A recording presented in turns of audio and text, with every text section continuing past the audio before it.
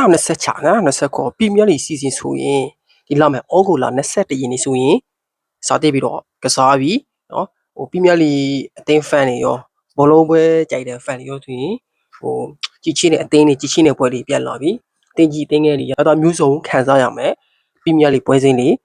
ပြန်လာပါပြီပြည်မြလီပွဲစဉ်လာတဲ့အတူတမိုင်းလန်းတာတွေလေးတိုင်တာတွေဘာညာတွေကလာတော့မယ်ဒါဘောလုံးပွဲရဲ့ရတာတစ်ခုပဲဗျာအားလုံးမင်္ဂလာပါ The Football Focus ကကြိုဆိုပါရစေအဲ့တော့ပြည်မြလီပွဲလေးမတခေပြန်စားမယ်ဆိုတော့ကျွန်တော်ကြီး6ကြီးရဲ့ပထမဆုံး5ပွဲရဲ့အမှန်ပဲနဲ့မှရမလဲဆိုတော့လေးကိုခံမှန်းပြီးတော့မှဖြစ်ပါတယ်ဒါတော့ကျွန်တော်ရဲ့အမြင်လောက်ပဲခံမှန်းပြီးတော့ပါဗျာမှတ်ချင်လဲမှန်မယ်မှတ်ချင်လဲမှန်မယ်ဒါကျွန်တော်ရဲ့လောလောလတ်လတ်ခံမှန်းတဲ့အမှန်လေးဖြစ်တယ်ဗျာကြီး6ကြီးထဲမှာဆိုရင်ဟို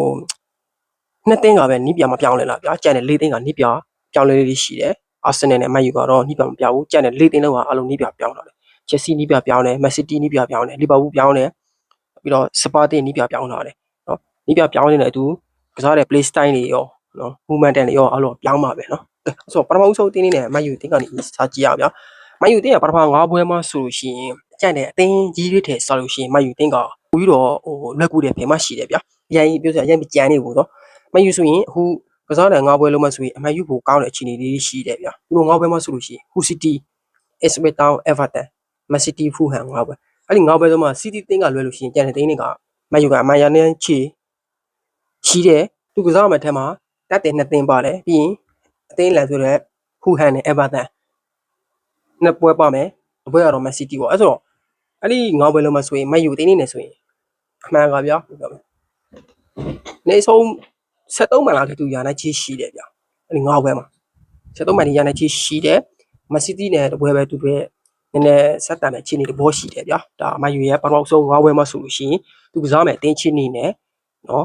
ရနိုင်ချီရှိတယ်အမှန်ပဲဗျာအာဆင်နယ်တင်းနေနဲ့ဆိုရင်သူရဲ့အသင်းနေထားနေဆိုရင်ဒီပရီးမီးယားလိပထမဆုံး5ပွဲကသူရဲ့အသင်းနေထား square နေထားဆိုရင်လောက်ရကောင်းမို့တဲ့စာတင်မှုတစ်ခုပဲ Coventry ဖွေပဲကစားရမယ် Villa Chelsea Sunderland Brightonကန်နာလိုကတော့ဒီချိန်နေမှာဆိုလို့ရှိရင်သူက movement တအားကောင်းနေလိမ့်မယ်ဘာဖြစ်လို့လဲဆိုရင် community ရှိကိုနိုင်ထားတဲ့အချိန်နဲ့သူတို့ movement ရှယ်ကောင်းနေပြီနော်ခက်ခဲမဲ့ပွဲတွေပါရှိမယ် Coventry ဖွေပဲကစားမယ် AC ပဲ Villa နဲ့ Chelsea နှစ်ပွဲသူတို့နည်းနည်းလေးဆွေးပဲသူရဲ့ square ကိုနည်းနည်း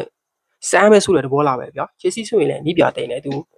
ဟိုဘလို့လိုပြောင်းမဲဆိုတာစောက်ကြည့်ရမယ်အတင်း Villa ကတော့နည်းနည်းပြင်ဆင်နေတယ်ဗျာသူကချက်ပြက်လေးဝင်ခွေရောရရှိတဲ့သူရဲ့ Ubrahim Emily လည်းရှိထားတဲ့အတွေ့အကြ Villa တင်းကသူတို့တဲ့နည်းနည်းလေးပဲဟိုရောက်ရမယ့်အခြေအနေရှိတယ်ဗျာနော်ဟိုအာဆင်နယ်အနေနဲ့ဆိုရင်တော့သူတို့က73မှန်ဗျာဖြစ်နိုင်ရင်လည်း15မှန်တီးရသွားနိုင်တယ်သူတို့နဲ့